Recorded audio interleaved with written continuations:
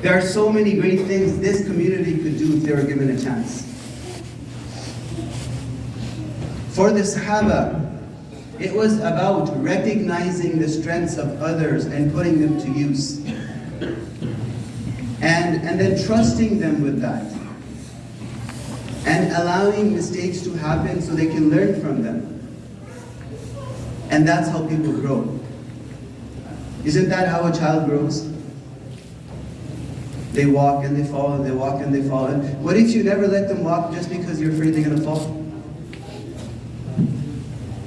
So the attitude of that community was so different. And the Prophet ﷺ was the influencing role in making that community.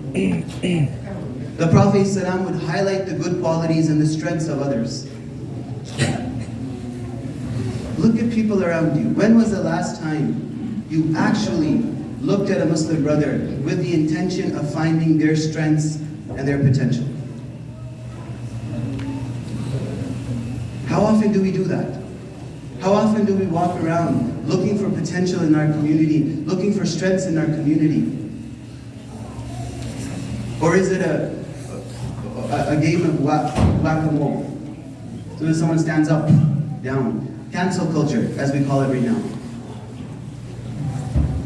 My dear respected brothers and sisters, love, compassion, trust, and pure hearts.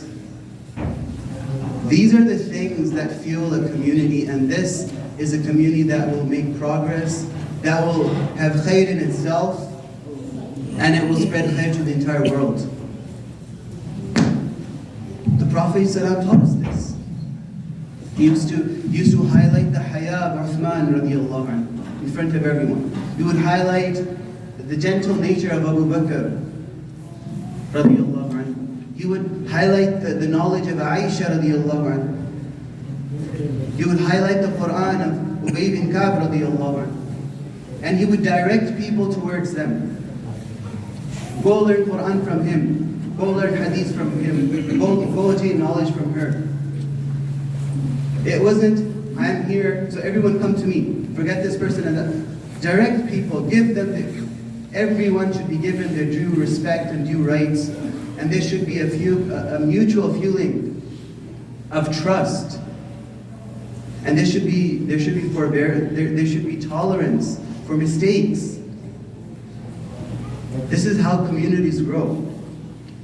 So you look at Medina Munawwara, humble little city. And within years, it became a beacon of light that spread light to the furthest corners of the world. And it reached the pinnacle of civilization. Till this day, we're studying the state of Medina, the community of the Sahaba. And we're amazed at the things they achieved. The kind of selflessness that they showed, the generosity that they displayed has never been heard of. And we take pride over them. Is there another civilization? Has there been another civilization like that of the Sahaba? The community of Medina. It's an ideal. Subhanallah. Those were our ancestors.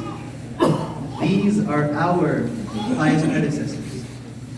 This is the kind of community we have. Do we have a community that's conducive to others contributing, to others growing, to everyone getting their due right? So, we need a change of attitude. We need a change of attitude. And you know, it's much deeper than, you know, just a few words. But some basic guidelines. Allah subhanahu wa ta'ala has given us some really essential guidelines in the Quran, in many places in the Quran. And one of the places I want to mention is where Allah subhanahu wa ta'ala tells us to stay away from three things. And it's so beautiful how they connect into each other. And if you were to obey if you were to listen to the first piece of advice, you wouldn't need the second and the third. And where Allah subhanahu wa ta'ala, He tells us to stay away, كَثِيرًا مِنَ الظَّنِّ, stay away from suspicion and bad opinions. We think good akhlaq starts from the tongue. It actually starts from here. How you perceive others. What opinion you hold of others. That's where it all goes wrong. You have a bad opinion about someone, the next thing you do, وَلَا تَجَسَّسُوا, don't start spying on. The next thing you'll do is spy. Because you already have bad opinions about them. If you had a good opinion, why would you ever spy on someone? It starts with wrong opinions. Not giving people the benefit of doubt. Not having husn dhan about your fellow brother Muslims and sisters. And it leads to tajassus. It leads to pulling out even hidden mistakes. And we all have them. We all have them. Allah is sattar. He's put a curtain over it. And the next thing is ghiba. You see how they're connected to Allah subhanahu wa ta'ala wants to stop it from the very beginning. Just avoid suspicion. The story in which Aisha radiallahu anha was slandered. Subhanallah, one of the ways Allah subhanahu wa ta'ala is testing this ummah. And like if you read those ayat over and over, Allah subhanahu wa ta'ala is scolding the community over. And what was the whole test? Allah subhanahu wa ta'ala tested their iman. And what He expected from the Muslims is that when you hear something bad about someone, when you hear rumors about someone, don't become a fertile ground for those rumors to grow. You should have never paid heed to it. You should have never clung on to it. You should have never listened to it. The first thing that should have come out of your mouth was, nah, I don't believe that. That's your attitude. That's what it's supposed to be like. And instead we have people that are looking for shortcomings. The complete opposite. The Sahaba say we were scolded over and over, ayah after ayah. And Allah is saying, how dare you cling on to such a rumor?